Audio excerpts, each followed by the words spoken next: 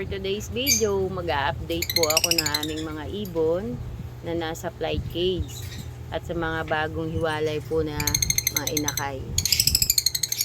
So ayan sila guys, so yan po ay mga personata.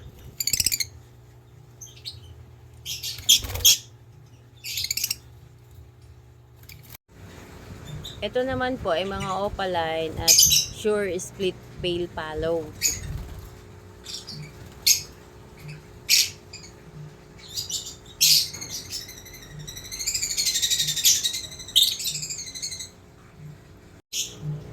Sila naman po ay mga normal mutation at may kasamang personata.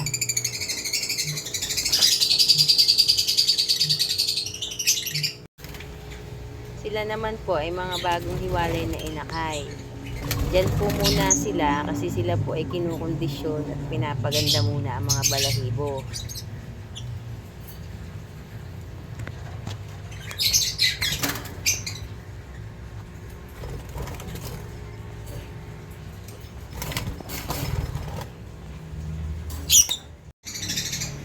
Ang nandito po ay visual pale fallow, shore split pale fallow, opaline at lutino.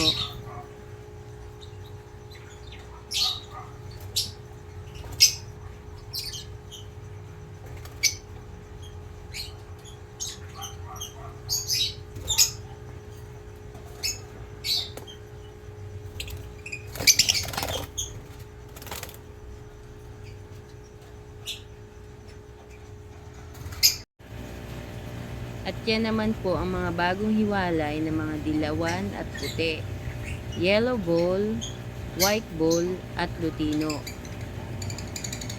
So guys, hanggang dito na lang po ang aking update. Kung interested po kayo, PM lang po. Bye! Thank you for watching!